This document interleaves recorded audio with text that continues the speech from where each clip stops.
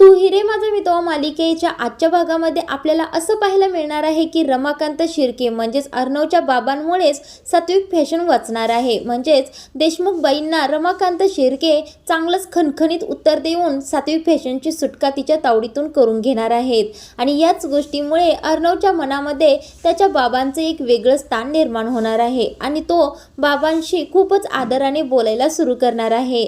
तर इकडे आता अर्णव आणि ईश्वरीचा जबरदस्त रोमॅन्स दाखवला आहे। अर्णवच्या डोळ्याला पट्टी बांधलेली असते आणि ईश्वरीने सांगितलेलं असतं की सर डोळ्याला पट्टी बांधली आहे आणि तुम्ही न पाहता तुमची आवडती गोष्ट शोधून दाखवा। त्यावेळेला तर अर्णव सगळ्या हॉलमधून इकडे तिकडे शोधायला लागलेला असतो।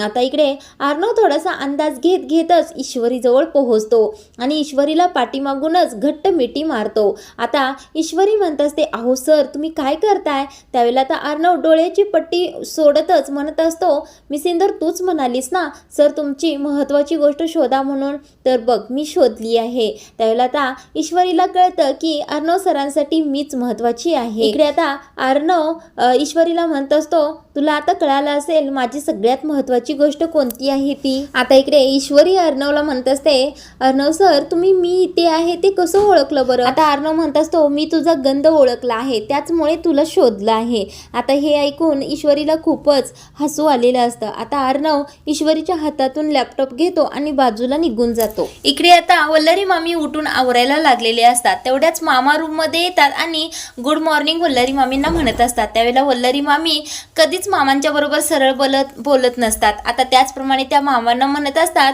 माझी तर गुड मॉर्निंग झाली आहे पण तुमच्या सूनबाईंना अजून जाग आलेली नाही। त्यावेळेला आता मामा तिकडे पाहतात तर नम्रता अजून झोपलेलीच असते। आता इकडे मामा हसतच वल्लरी मामींना म्हणत असतात, वल्लरी तुला आता कळलं असेल ना आपली सूनबाई उशीरपर्यंत झोपल्यानंतर कसं माझ्या आईला वाटलं असेल ते।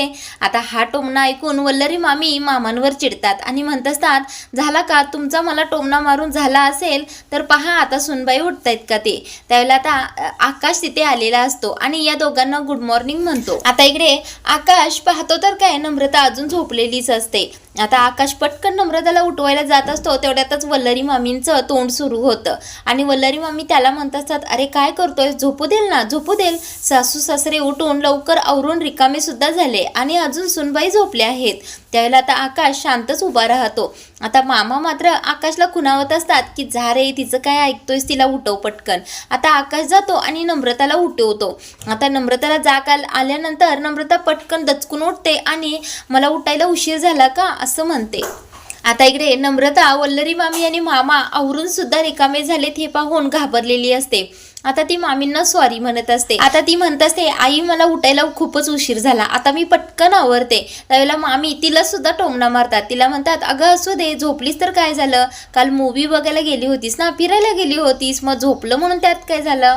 आता मामा लगेच विषय बदलतात आणि नम्रताला गुड मॉर्निंग म्हणत असतात। आता मात्र इथे मामा वल्लरी मामींना म्हणत असतात, मी काय म्हणतोय वल्लरी, किती दिवस हे दोघे असे वेगळे झोपणार आहेत, पटकन यांना देवदर्शनाला पाठव ना। आता इकडे मामांनी हा विषय काढला हे पाहून आकाश मामांना बोलण्यापासून थांबवत असतो। मामा म्हणत असतात, अरे आकाश असं काय करतोयस, किती दिवस तुम्ही असं करणार आहात बरं। आता इकडे मामी म्हणत असतात, अहो घरात काय परिस्थिती आहे तुम्हाला माहित आहे ना, मग अशा परिस्थितीत यांना कसं देवाला पाठवायचं। त्यावेळेला मामा म्हणत असतात, बरं ठीक आहे आम्हाला जायला जमत नसेल, म्हणजेच वल्लरी आपल्याला जायला जमत नसेल तर या दोघांना तरी पाठव ना, हे दोघे जाऊन येऊ द्यात। त्यावेळेला आता नम्रताच्या चेहऱ्यावर चांगलंच हसू आलेलं असतं। आता इकडे मामा म्हणत असतात, काय अडचण आहे। आता मामी म्हणत असतात, याची काय गरज आहे एवढी गडबड करण्याची। त्यावेळेला आता मामा म्हणत असतात, अगं हेच तर वय असतं त्यांची मजा करण्याची, पुन्हा एकदा संसार सुरू झाला की एकमेकांचं तोंड सुद्धा पाहावंसं वाटत नाही। आता मामांचं हे बोलणं ऐकून मामी पुन्हा चिडतात। त्यावेळेला आकाश म्हणतो, तुमच्या दोघांचं चालू दे मी ऑफिसला जात आहे। आता आकाश जात असतानाच नम्रताच्या खांद्यावर हात टाकतो। तेवढ्यातच वल्लरी मामी लगेचच म्हणत असतात, आम्ही इथे आहोत। त्यावेळेला आता आकाश सगळ्यांना बाय करतो आणि पटकन ऑफिसला निघून जातो। आता इकडे मामा पटकन आता वल्लरी मामींना पुन्हा टोमणा मारत असतात, म्हणत असतात, नवरा बायकोनी एकमेकांनी असंच राहायचं असतं। त्यावेळेला वल्लरी मामी म्हणत असतात, ग बसावं तुम्ही काहीही बोलत असता। आता वल्लरी मामी नम्रताला म्हणत असतात, सुनबाई चला आता पटकन कामाला लागा। त्यावेळेला नम्रता हो म्हणते आणि तिचं आवरण्यासाठी निघून जाते। आता इथे सगळेजण नाश्ता करण्यासाठी एकत्र बसलेले असतात। आता आकाश, अर्णव, अंजली ऑफिसला जाण्यासाठी तयार झालेले असतात। मामा आता रमाकांत शिर्के म्हणजेच अर्णवच्या बाबांना घेऊन नाश्त्यासाठी आलेले असतात. आता इकडे मामा आणि अर्णवच्या बाबांचं ठरलेलं असतं की आजपासून ते ऑफिसला जाणार असतात, पण त्यासाठी अर्णवची परमिशन काढायची असते. आता मामा आणि हे रमाकांत हळूहळू कुजबुजत असतात. आता मामा म्हणत असतात, भाऊजी तुम्ही पटकन चिंटू समोर विषय काढा आणि ऑफिसला आज तुम्हाला जायचं आहे. त्यावेळेला ते म्हणत असतात, मी तुमचं म्हणणं मनावर घेतलंय, पण आज लगेच विचारण्याची गरज आहे का? त्यावेळेला आता मामा म्हणत असतात, हो आजच्या आज तुम्ही ऑफिसला जायचंच आहे आणि तुम्ही फक्त विषय काढा, हो मी लगेच उचलून धरतो. त्यावेळेला आता मामा म्हणत असतात, नाश्त्याला आज भाऊजी आले आहेत. त्या असं करतच आता रमाकांत शिर्के म्हणजेच अर्णवच्या बाबांना कुटुंब प्रमुखाच्या खुर्चीवर मामा त्यांना नाश्त्यासाठी बसवतात आणि ते सुद्धा बसतात. आता इकडे ईश्वरी पटकन रमाकांतसाठी नाश्ता घेऊन येते आणि नाश्ता घालते. आता इकडे मामा अर्णवला म्हणत असतात, अर्णव तुझ्याशी थोडं महत्त्वाचं बोलायचं आहे. अर्णव म्हणतो, अरे मामा बोल ना, काय बोलायचं आहे तुला? त्यावेळेला आता इकडे मामा पटकन रमाकांतकडे बोट करून म्हणत असतात की यांना बोलायचं आहे तुझ्याशी. आता मात्र अर्णव शांतच होतो. आता रमाकांत अर्णवचे बाबा थोडे अडकळतच अर्णवला म्हणत असतात, चिंटू गेले 2-3 दिवस ऑफिसमध्ये काय घडतं आहे हे माझ्या कानावर आलं आहे आणि मी काय म्हणतोय, मी सुद्धा आजपासून ऑफिसला येतो ना. आता अर्णव काहीच बोलत नाही. आता ईश्वरी मात्र हे बोलणं लक्ष देऊन ऐकत असते. आता तेवढ्यातच मामा पटकन वा करतच विषय उचलून धरतात. आता मामा लगेच ईश्वरीला खुणावत असतात, बोल ना पटकन बोल ना. त्यावेळेला आता मामा म्हणतात, काय ईश्वरी बढिया आहे ना, भाऊजी ऑफिसला जातील. त्यावेळेला आता ईश्वरी म्हणते, हो हो बढियाच आहे ना. त्यावेळेला आता रमाकांत म्हणत असतात की मी ऑफिसला आलो तर माझी मदतच होईल तुला. त्यावेळेला आता ईश्वरी म्हणते, हो हो बाबांची मदतच होईल. आता ते म्हणत असतात, नाही म्हणजे तुमच्यासारख्या तरुण मुलांसारखं मी काम नाही करू शकणार, पण तुमच्या सोबत तरी असेल ना, थोडीशी मदत करेन मी तुम्हाला. त्यावेळेला आता ईश्वरी म्हणत असते, हो हो तुम्हाला यांची मदतच होईल ना. आता इकडे ईश्वरी अंजली आणि आकाशला विचारत असते की तुम्हाला काय वाटतंय, बाबा येऊ देत ना ऑफिसला? त्यावेळेला अंजली म्हणत असते, मी काय सांगणार. आता आकाशला ईश्वरी विचारत असते. त्याला आकाश म्हणतो, हो हो त्यांची तर मदतच होईल ना, पण या वयात काकांना काम कशाला? त्यावेळेला आता मामा म्हणत असतात, अरे आकाश असं काय करतोस, माणूस जर एकदा पोहायला शिकला तर तो कोणत्याही वयात अगदी सहजच पोहू शकतो. आता इकडे मामा आकाशला विचारत असतात, येऊ देत ना ऑफिसला? त्यावेळेला अर्णव म्हणतो, काही गरज नाहीये यांची ऑफिसला येण्याची आणि असंही सगळा बिझनेस मी स्वतःच्या कष्टाने आणि स्वतः एकट्याने उभा केला आहे, त्यामुळे मला तुमच्या मदतीची गरज नाही. मी काय करायचं ते माझं मी पाहून घेईन. त्यावेळेला आता रमाकांत शांतच बसतात. आता सगळेजण शांतच बसतात कारण अर्णवच्या पुढे कोणच बोलत नसतं. त्यावेळेला आता मामा ईश्वरीला खुणावतात, बोल ना म्हणून. त्यावेळेला ईश्वरी अर्णवला म्हणत असते, अहो अर्णव सर काय हरकत आहे ते ऑफिसला आले म्हणून, त्यांची तर मदतच होईल ना आणि या वयात आपण त्यांचा उत्साह वाढवला पाहिजे. त्यावेळेला अर्णव म्हणत असतो, त्यांच्या उत्साहाचा विचार करून माझ्या उत्साहाचं काय बरं? आता ईश्वरी अर्णवला खूपच घळ घालत असते की अहो सर काय अडचण आहे, ते आले तर तुम्हाला मदतच होईल ना.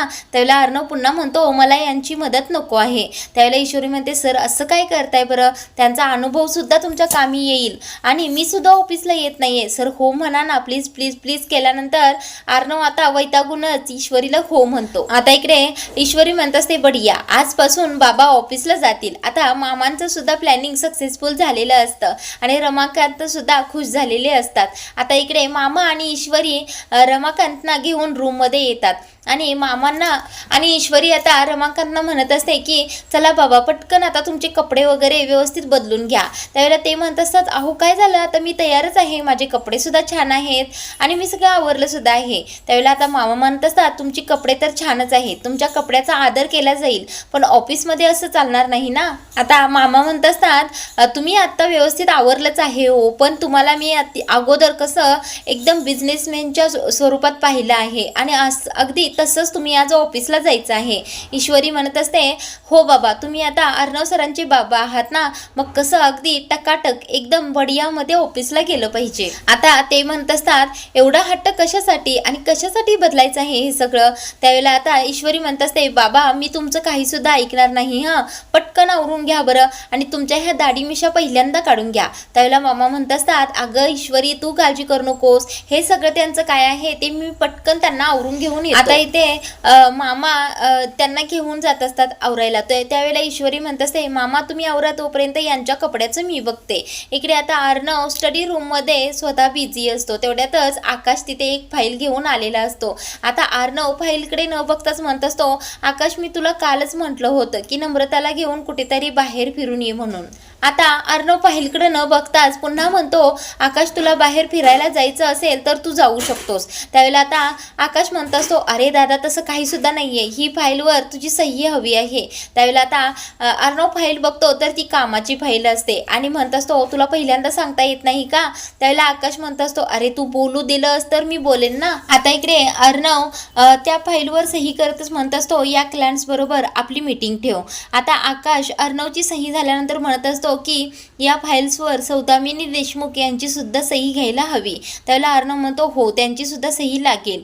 त्यावेळेला आता आकाश म्हणत असतो, ती खूपच नाटक करत आहे, ती सही करेल असं मला वाटत नाही. त्यावेळेला अर्णव म्हणतो, ठीक आहे मी काय करायचं ते बघतो. आता अर्णव असं म्हणतच असतो, तेवढ्यातच सौदामिनी देशमुख यांचा फोन येतो आणि आता अर्णव तो फोन उचलल्यानंतर त्या म्हणत असतात की अर्णव तुला मला फोन करायला हवा, कारण सह्या तर तुला हव्या आहेत ना.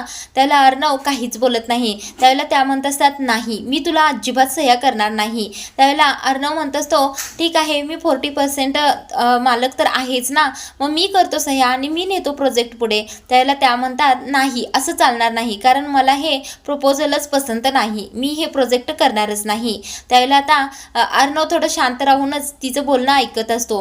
आता ही सौदामिनी म्हणत असते की कुणाला विचारून तो हा बिझनेस वाढवत आहेस बरं? त्यावेळेला अर्णव म्हणत असतो, माझा बिझनेस आहे, त्याचं काय करायचं ते मी पाहणार. आता अर्णव असं म्हणाल्यानंतर त्या म्हणत असतात, तुझा हा बिझनेस मी पुढे जाऊच देणार नाही, एवढं लक्षात ठेव. त्यावेळेला आता अर्णव म्हणत असतो, तुम्ही ही बिझनेस करता, या गोष्टी किती दिवस चालतात ते तुम्हाला बरोबर माहीत आहे. त्यावेळेला सौदामिनी म्हणत असते, कुठलीही टेम्पररी असलेली गोष्ट परमनंट व्हायला वेळ लागत नाही. आता इकडे ती सौदामिनी म्हणत असते, तू कितीही अर्णव प्रयत्न कर, सात्विक फॅशन हे माझंच राहणार आहे. त्याला अर्णव म्हणत असतो, तुम्ही कितीही ताकद लावा पण सात्विक फॅशनवर अधिकार तुम्ही दाखवू शकणार नाही, ते माझं आहे आणि माझंच राहणार. आता अर्णव म्हणत असतो, तुम्ही पहिल्यांदा फोन ठेवा, कारण असलं इंटेन्शन मला नको आहे आणि तुमच्या या धमक्यांना मी घाबरत नाही. त्यावेळेला आता त्या म्हणत असतात, तू इंटेन्शनची भाषा करू नकोस, कारण अर्णव तुझ्या लक्षातून गेलं असेल पण माझ्या लक्षात बरोबर आहे. माझ्या मुलगीचं लग्न तुझ्या बरोबर ठरलं होतं आणि सगळ्या विधी सुद्धा सुरू झाल्या होत्या आणि ऐन वेळेला तू जाऊन एका भलत्याच वेळेला भलत्याच मुलगीशी लग्न करून आलास. आता त्या म्हणत असतात, माझ्या मुलगीच्या डोळ्यातून एक एक अश्रू पडलाय ना, त्याची किंमत मी तुला मोजायला लावणार आहे, एवढं लक्षात ठेव. त्याला अर्णव म्हणत असतो, इमोशन्स म्हणजे मला असं वाटत होतं तुम्ही एक बिझनेस वुमन आहात, पण इमोशन्समध्ये आणताय म्हटल्यावर तुम्ही काय बिझनेस करणार आहात हे मला बरोबर कळलं आहे.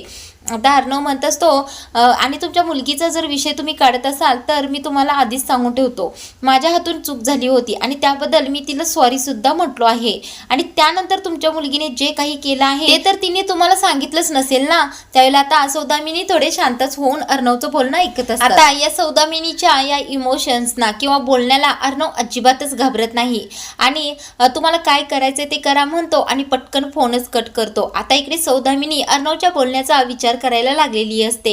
आता अर्णव आकाशला म्हणत असतो की आपल्याला पटकन लवकरात लवकर वकिलांना भेटायला हवं. आता असं म्हणून दोघे जण ऑफिसला जायला निघतात. आता आकाश आणि अर्णव गाडीचं दार उघडून गाडीमध्ये बसणार इतक्यातच पाठीमागून मामा आणि ईश्वरी गाडीमधूनच आलेले असतात. आता दार उघडतच मामा खाली उतरतात आणि पटकन म्हणतात, तुम्ही दोघंच कुठे ऑफिसला निघालात रे? प्रसिद्ध उद्योगपती तुमच्या बरोबर आज ऑफिसला येणार आहेत. ईश्वरीजी पटकन त्यांना बाहेर आणा असं म्हणल्यानंतर ईश्वरी पटकन आता पाठीमागच्या गाडीचं दार उघडते आणि त्यातून रमाकांत शिर्के बाहेर येतात. आता इकडे रमाकांत शिर्के चांगला सूट बूट घालून ऑफिसला जाण्यासाठी तयार झालेले असतात. आता ते पाहून अर्णव तर पाहतच राहतो आणि अर्णवला पूर्वीचे बाबा आठवतात, ज्यामध्ये त्याची आई आणि बाबा सोबतच असतात. आता इकडे रमाकांत शिर्के खरंच उत्सुक असतात ऑफिसला जाण्यासाठी. आता इकडे अर्णव आणि आकाश या रमाकांत शिर्के जवळ येतात. त्यावेळेला ईश्वरी अर्णवला म्हणत असते, काय अर्णव सर शोभतायत ना, उद्योगपती अर्णव शिर्के यांचे बाबा त्यावेळेला आता अर्णव त्यांच्याकडे पाहतच त्यांना निहाळतच म्हणत असतो, हे तर अनफिट आहेत. त्यावेळेला आता ईश्वरी म्हणत असते, एक मिनिट, अनफिट म्हणजे काय? काही सुद्धा नाही, अगदी व्यवस्थित फिट आहेत. आता ईश्वरी पुन्हा बडबड सुरू करते आणि अर्णवला म्हणत असते, मी तुम्हाला अजून काही सांगू की तुम्ही त्यांना घेऊन जाताय ऑफिसला? त्यावेळेला आता अर्णव त्यांना ऑफिसला घेऊन जाण्यासाठी तयार होतो आणि आकाशला म्हणत असतो, आकाश तू माझ्या शेजारी बस आणि प्रसिद्ध उद्योगपती यांना पाठीमागच्या सीटवर बसव. आता रमाकांत म्हणत असतात, अरे चिंटू पण तुझा ड्रायव्हर आहे ना? त्यावेळेला अर्णव म्हणत असतो, ड्रायव्हर तर आहे पण माझा आज गाडी चालवण्याचा मूड आहे. त्यावेळेला आता रमाकांत म्हणत असतात, तुझा आज मूडच ठीक दिसत नाहीये. आता इकडे ते म्हणत असतात, सकाळ सकाळी माणसाचं मन आणि मूड एकदम फ्रेश असावं. त्यावेळेला आता ते एक अभंगाची ओळ म्हणून धावतात, पण आता अर्णवला आणि आकाशला काहीच कळत नाही. त्यावेळेला ते चांगलेच रिॲक्शन देतात. आता मामा म्हणत असतात, भाऊजी तुम्ही जे काही म्हणालात ते त्यांना कळालं नाही, तुम्ही त्यांना समजावून सांगा. आता इकडे रमाकांत शिर्के त्या अभंगाचा अर्थ समजावून सांगत असतात. तेवढ्यातच अर्णव त्यांचा ऐकतच नसतो आणि म्हणत असतो, आकाश चला आपण ऑफिसला जाऊया. तेवढ्यात आकाश सुद्धा आता अर्णवला चुना लावतो. तो म्हणत असतो, मी माझ्या गाडीने येतो. त्यावेळेला अर्णव म्हणत असतो, अरे आकाश असं काय करतोस, तू माझ्याबरोबर येणार होतास ना? त्यावेळेला आता आकाश रमाकांतकडे पाहतच म्हणत असतो, नाही माझं थोडं नम्रताकडे काम आहे, त्यामुळे माझं मी येतो, तुम्ही दोघंजण चला पुढे. त्यावेळेला आता मामा म्हणत असतात, या अभंगाचा अर्थ आकाश त्या नम्रताला समजावून सांगणार आहे ना? आता अर्णवला त्याच्या बाबांच्या सोबत सगळ्यांना घालवायचं असतं, म्हणूनच सगळे आपापली बाजू सांगून तेथून निघून जातात.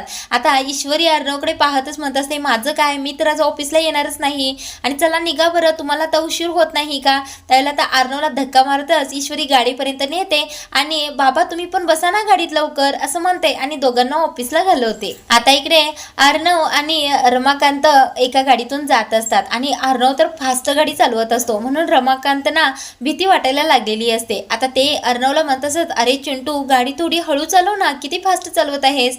आणि अर्णवला शिंका यायला लागलेल्या असतात, म्हणून रमाकांत आता घाबरूनच अर्णवला गाडी एका बाजूला घ्यायला सांगतात. आता अर्णव शिंकतच गाडी एका बाजूला घेतो आणि थांबवतो. आता तो रमाकांतनं म्हणत असतो, काय झालं, गाडी का थांबवायला लावली? त्यावेळेला ते म्हणत असतात, अरे असं काय करतोयस, तुला शिंका यायला लागलेत ना? त्यावेळेला अर्णव म्हणतो, मग शिंका आल्या म्हणून काय झालं, गाडी थांबवायची का? त्यावेळेला ते म्हणत असतात, अरे एका वेळेला एकच काम करावं म्हणजे ते काम पूर्ण होतं. आता इकडे अर्णवचे बाबा त्याला समजावून सांगत असतात की एकाच वेळेला एक काम केलं तर ते लवकर पूर्ण होतं. त्यावेळेला अर्णव म्हणत असतो, मला सवय आहे, गाडी चालवताना मी 4-5 कामं एक सोबतच करतो आणि तुम्ही घाबरू नका असं म्हणून आता अर्णव पुन्हा फास्ट गाडी चालवायला सुरू करतो. आता इकडे आजचा भाग थांबवला आहे. पुढील भागांमध्ये अर्णव, आकाश आणि रमाकांत वकिलांकडे पोहोचलेले असतात. आता वकील त्यांना सांगत असतात की तुमचे शेअर्स तुम्ही सगळे मागं घ्या आणि त्यासाठी तुमच्याकडे 1 महिना आहे. आता इकडे ईश्वरी नम्रताला म्हणत असते की आपल्या आई बाबांना तुझ्या लग्नाची गोष्ट लवकरच सांगितली पाहिजे, नाहीतर ही गोष्ट जर बाहेरून समजली तर त्यांना काय वाटेल बरं? आता इकडे जबरदस्त ट्विस्ट दाखवणार आहे, तो म्हणजेच रमाकांत या सौदामिनीला चांगलंच उत्तर देणार आहे. आता रमाकांत सौदामिनीला सांगत असतात की आमच्या बऱ्याच कंपन्या आहेत आणि त्या कंपन्या सुद्धा आमच्या चांगल्या चालतात, तुमची डील फक्त सात्विक फॅशन बरोबरच आहेत. त्यावेळेला सौदामिनी सुद्धा हो म्हणत असते. आता रमाकांत म्हणत असतात की आमच्याकडे 1 महिना आहे, 1 महिन्यांमध्ये आमचे सगळे शेअर्स आम्ही बाकीच्या कंपन्यांमध्ये गुंतवून ही कंपनी दिवाळखोर म्हणून घोषित करू शकतो. त्यावेळेला तुम्ही काय कराल ते तुमचा विचार करा. आता इथे सौदामिनी रमाकांत शिर्केंशी कशी भिडणार आहे तेच आपण येणाऱ्या भागांमध्ये पाहणार आहोत.